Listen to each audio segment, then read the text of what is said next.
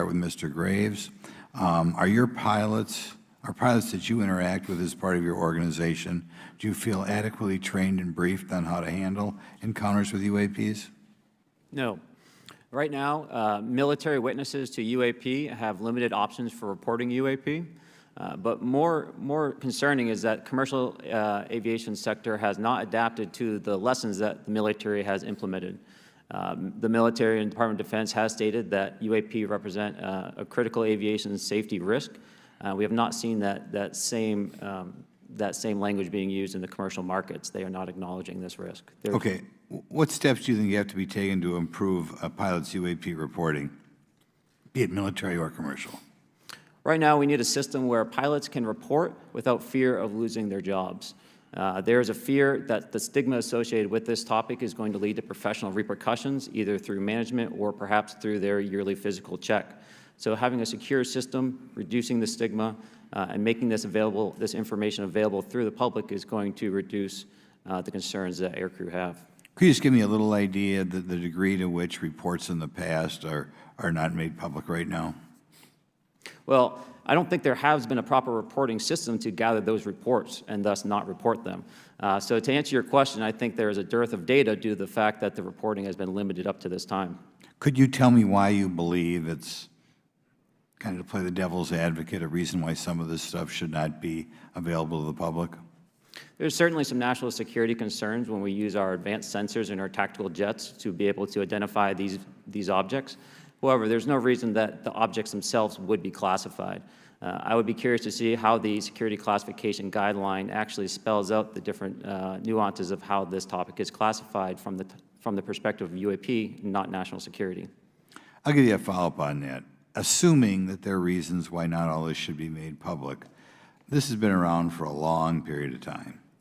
Can any of the three of you think of any reason why anything related to UAPs, say 15 years and back, should not be immediately made public?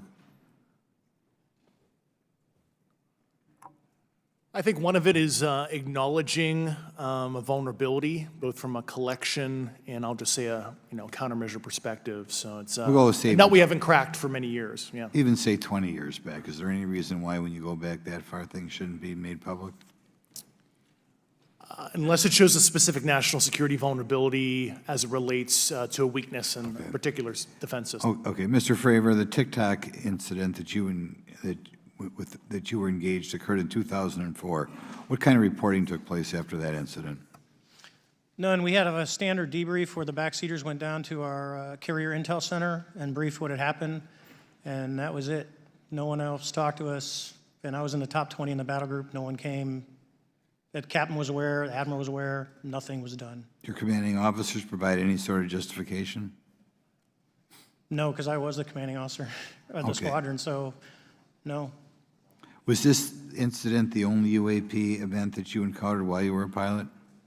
Yes, it was. Okay. This is for any one of you. Based off of each of your experiences and observations, do you believe UAPs pose a potential threat to our national security? Yes, and here's why. The technology that we faced was far superior than anything that we had, and you could put that anywhere. If you had one, you captured one, you reverse engineered it, you got it to work, you're talking something that can go into space, go someplace, drop down in a matter of seconds, do whatever it wants, and leave, and there's nothing we can do about it. Nothing.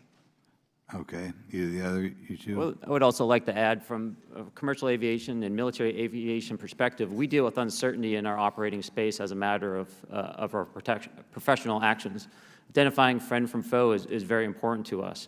And so when we have unidentified targets and we continue to ignore those due to a stigma or a fear of what it could be, that's an opening that our adversaries can take advantage of. What steps should be taken to better understand and respond to UAP encounters in the interest of national security?